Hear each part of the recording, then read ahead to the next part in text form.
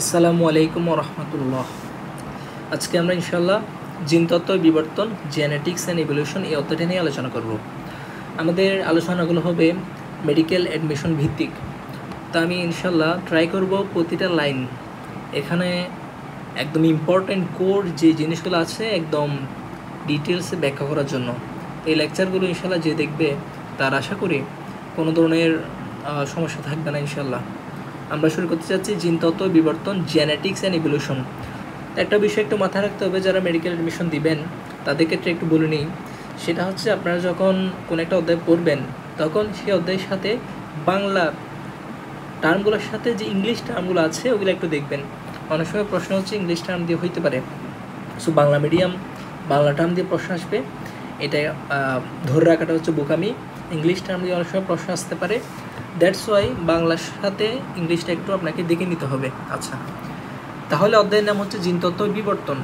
আমরা যদি যাই এখানে যে দাগানো লাইনটা বিষয়টা আছে, আমরা যদি এই লাইনটা একটু পড়ি, যে প্রক্রিয়ায় পিতামাতার আকার আকৃতি, চেহারা, দেহের গঠন প্রকৃতি, শারীরবৃত্ত আচরণ, অর্থাৎ যদি আমি বলি যে প্রক্রিয়ায় পিতামাতার বৈশিষ্ট্য সন্তান সন্ততিতে চলে আসে তাকে বলা হয় বংশগতি। বংশগতি, গতি গতি মানে চলাচল, চলাচল করবে, এটা বংশ থেকে বংশতে চলাচল করবে, এটাকে বলা হয় বংশগতি বা হেরেডিটি। তাহলে এখানে ইম্পর্টেন্ট যে ইংলিশ ওয়ার্ড হেরেডিটি, এটা আমাদের একটু মাথায় রাখতে হবে। আচ্ছা, তাহলে আমরা যদি আরেকটু আগাই, এখানে আমাদের যে বিষয়গুলো সেটা হচ্ছে জিনতত্ত্ব জেনেটিক্স। তো জিনতত্ত্ব বা জেনেটিক্স এটার কিছু নাম আছে, আমরা যদি নামগুলো একটু বলতে চাই তাহলে এখানে বলা হচ্ছে এটাকে বংশগতি বিদ্যা। তাহলে বংশগতি নিয়ে জীববিজ্ঞানের যে শাখায় আলোচনা করা হয় তাকে বলা হয় বংশগতি বিদ্যা বা জিনতত্ত্ব বা জেনেটিক্স, বা এটাকে বলা হয় কলিতত্ত্ব, কলিতত্ত্ব। তাহলে বা বলা হয় সুপ্রজনন বিদ্যা, প্রজনন বিদ্যা।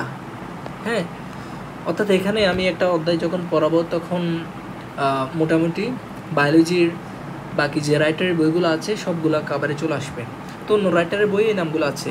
তাহলে জিনতত্ত্বের কী কী নাম পাচ্ছি আমরা? বংশগতি বিদ্যা, জেনেটিক্স, কলিতত্ত্ব, সুপ্রজনন বিদ্যা। তাহলে এই যে জেনেটিক্স যে ইংলিশ ওয়ার্ড, এই ওয়ার্ডটা সর্বপ্রথম কে দেয়? তো এটা পরীক্ষায় অনেক সময় আসে, সেটা হচ্ছে উইলিয়াম বেটসন। উইলিয়াম বেটসন সর্বপ্রথম জেনেটিক্স শব্দটি প্রচলন করেন। William Bateson, William Bateson, excellent. So genesis তো দেখা যাচ্ছে ইদানিং হচ্ছে ছোটো ছোটো ওয়ার্ড দিয়ে বলা হয় যে এটার অর্থ কী। হ্যাঁ, অনেক সময় আসতে পারে। তো এখানে জেনেটিক্স শব্দটি আসলে আসছে জিন থেকে, জিন। তাহলে জিন, জিন মানে কি? আমি যদি আরও ডিটেলসে বিস্তারিত ব্যাখ্যা আসবে এরপরে, আমরা যদি জাস্ট একটু করে বলি, জিন মানে হচ্ছে আমাদের বডির এমন একটা জিনিস, অর্থাৎ ডিএনএ বা ক্রোমোজোমের মধ্যে এমন একটা জায়গা, যে জায়গা থেকে আমাদের যে বৈশিষ্ট্য তৈরি হবে সবগুলো লেখা থাকে। তাহলে জিন হচ্ছে এমন একটা জায়গা যেখানে লেখা থাকে আমাদের বৈশিষ্ট্যগুলো কী হবে। তাহলে জিনে যেটা লেখা আছে সেটা আমরা বৈশিষ্ট্য আকারে বাইরে প্রকাশিত হবে। দ্যাটস ওয়াই জিন মানে হচ্ছে পরিণতি স্বরূপ ঘটা, মানে এটা ঘটবেই, জিনে যেটা লেখা আছে সেটা ঘটবে এরকম। বা কোনো কিছুতে উদ্বুদ্ধ হওয়া, অর্থাৎ তোমার জিনে যেটা লেখা আছে সেটা হচ্ছে তৈরি হবে। সো এটা একটু মনে রাখতে হবে, পরিণতি স্বরূপ ঘটা বা কোনো কিছুতে উদ্বুদ্ধ হওয়া, to become or to grow into. Excellent. এখন আমরা যদি আরেকটু যাই, এখানে এগুলো লাগবে না। এই যে এই জায়গাটা ভেরি মাচ ইম্পর্টেন্ট পরীক্ষার জন্য, ভেরি ভেরি ইম্পর্টেন্ট। হ্যাঁ, বলা হচ্ছে যে আধুনিক জিনতত্ত্বের জনক হচ্ছে গ্রেগর জোহান মেন্ডেল। এটাও কিন্তু পরীক্ষা আসছে, মেডিকেল পরীক্ষা আসছে, মেডিকেল কোয়েশ্চেন। আধুনিক জিনতত্ত্বের জনককে গ্রেগর জোহান মেন্ডেল। আধুনিক ওয়ার্ডটা যদি নাও থাকে, জিনতত্ত্বের জনককে যদি বলা হয় তো কোনো আনসার হবে গ্রেগর জোহান মেন্ডেল। আচ্ছা, এই যে গ্রেগর জোহান মেন্ডেল, তাকে নিয়ে আমাদের একটু জানতে হবে। কী জানতে হবে? তার বাড়ি কোথায় ছিল জানতে হবে, সে কী করেছিল জানতে হবে। তার বাড়ি কোথায়? বলা হচ্ছে যে গ্রেগর জোহান মেন্ডেল অস্ট্রিয়াতে জন্মগ্রহণ করে, অস্ট্রিয়া। তাহলে গ্রেগর জোহান মেন্ডেল অস্ট্রিয়াবাসী ছিল, এটাও পরীক্ষা আসছে যে গ্রেগর জোহান মেন্ডেল কোথায় জন্মগ্রহণ করে? অস্ট্রিয়া।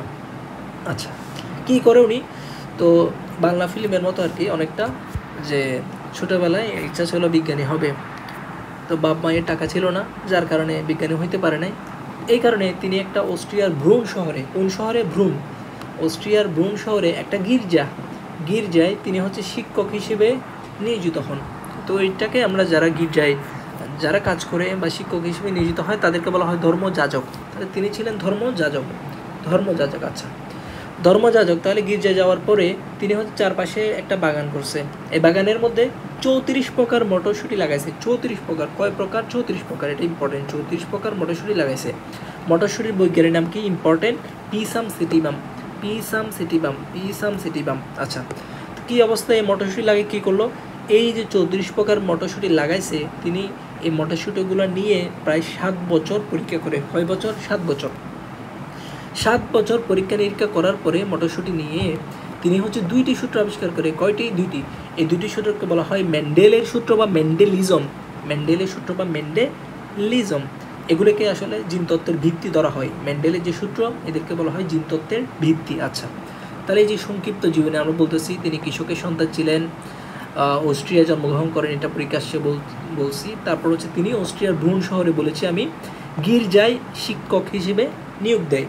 আর এইখানে প্রায় হচ্ছে 1857 সালে তিনি 34 প্রকার, এটা ইম্পর্টেন্ট, 34 প্রকার মটরশুঁটি নিয়ে কাজ করে। মটরশুঁটি বৈজ্ঞানিক ইম্পর্টেন্ট বলেছি।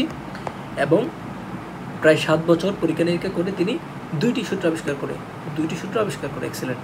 আচ্ছা, তো বিজ্ঞানীদের একটা নিয়ম হচ্ছে, আপনি যদি কোনো একটা জিনিস, আপনি যদি বিজ্ঞানী হন, কোনো একটা জিনিস যদি আবিষ্কার করেন, ডাইরেক্টলি প্রকাশ করতে পারবেন না। প্রকাশ করার জন্য বিজ্ঞানীদের একটা সোসাইটি থাকে। তাহলে ব্রুন শহরে একটা সোসাইটি ছিল যার নাম ছিল Burne natural history society of Burne. তো ওইখানেই তিনি জমা দিলেন। জমা দেওয়ার পরে ওইখানে বিজ্ঞানীরা হচ্ছে এটা পরীক্ষা নিরীক্ষা করে এটা ছাপাবে। আচ্ছা, তো তিনি খুব সুন্দরভাবে এখানে জমা দিলেন তার যে পরীক্ষার বিষয়টা। জমা দেওয়ার পরে প্রায় 1884 সালে তিনি হচ্ছে 6 জানুয়ারি মৃত্যুবরণ করেন। তার মৃত্যুর 16 বছর পরে, প্রায় 16 বছর পরে, মানে 1884-এর সাথে যদি আমি 16 যোগ করি আসবে 1900। প্রায় 1900 সালে, 1900 খ্রিস্টাব্দে, তখন 3 দেশের 3জন বিজ্ঞানী, এই বিজ্ঞানীর নামগুলো আমাদের লাগবে। 3 দেশের 3জন বিজ্ঞানী। কে? নেদারল্যান্ডের হিউগো ডে ব্রিস, জার্মানির কার্ল করেন্স, অস্ট্রিয়ার এরিক চেসম্যাক। এই যে 3 দেশের 3জন বিজ্ঞানী বংশগতি নিয়ে, জিনতত্ত্ব নিয়ে কাজ করে, এবং তারা যে ফলাফলটা পায়, দেখে যে আসলে এই ফলাফলটা হচ্ছে বিজ্ঞানী গ্রেগর জোহান মেন্ডেল আগেই দিয়ে গেছেন। দ্যাটস ওয়াই তারা মেন্ডেলকে বংশগতি বিদ্যা বা জিনতত্ত্বের জনক বলেছেন। আচ্ছা, সেজন্য যেহেতু 1900 সালটা ইম্পর্টেন্ট, যেহেতু এই সালেই 3 দেশের 3জন বিজ্ঞানী কাজ করে এবং মেন্ডেলের যে সূত্রগুলো এগুলোকে আবার প্রকাশ করে, দ্যাটস ওয়াই 1900 সালকে বলা হয় জিনতত্ত্বের দ্বিতীয় জন্ম। আচ্ছা, তাহলে আমরা এখানে গেলাম। এখন মেন্ডেল যেটা পরীক্ষা করে এবং পরীক্ষা থেকে যে ফলাফলগুলো আসে, এগুলো নিয়ে যে ব্যাখ্যা, এটাকে বলা হয় মেন্ডেলিয়ান ইনহেরিটেন্স। এক্সেলেন্ট। তো আমরা বলেছি মেন্ডেল 2টা সূত্র দিয়েছেন। আমরা মনে রাখবো হচ্ছে, একটা হচ্ছে প্রথম সূত্র, একটা হচ্ছে দ্বিতীয় সূত্র। প্রথম মানে 1, দ্বিতীয় মানে 2। প্রথম সূত্র সবগুলো এক হবে। কি এক হবে? এটা হচ্ছে এক জোড়া বৈশিষ্ট্য নিয়ে কাজ করে। এক্সেলেন্ট। এটার নাম হচ্ছে মনো হাইব্রিড ক্রস। মনো মানে 1, অথবা বাংলা বললে এক সংকরণ। 2 মানে হচ্ছে 2 জোড়া বৈশিষ্ট্য নিয়ে কাজ করে। 2 মানে আমরা জানি ডাই, তাহলে এটাকে বলা হয় ডাই হাইব্রিড ক্রস। আর বাংলায় বললে দ্বি লক্ষণ সংকরণ। তাহলে আমাদের এটা একটু মনে রাখতে হবে, প্রথম সূত্রের নাম কি এবং এখানে কয়টা বৈশিষ্ট্য নিয়ে কাজ করে? এক জোড়া বৈশিষ্ট্য, এবং এটার নাম হচ্ছে মোনো হাইব্রিড ক্রস বা এক লক্ষণ সংকরণ। আচ্ছা, তাহলে আমরা যদি এখানে একটু যাই, বইয়ে কি অবস্থা এখানে লেখা হচ্ছে যে মেন্ডেল মটরশুঁটি গাছের নির্বাচিত 7 জোড়া। তাহলে তিনি এভাবে প্রায় 7 জোড়া বৈশিষ্ট্য, কি 7 জোড়া, কি নিয়ে কাজ করে? প্রথমে প্রশ্ন এরকম হইতে পারে, তিনি কি নিয়ে কাজ করে? তিনি বীজ নিয়ে কাজ করে, ফুল নিয়ে কাজ করে, খোসা নিয়ে কাজ করে এবং কাণ্ড নিয়ে কাজ করে।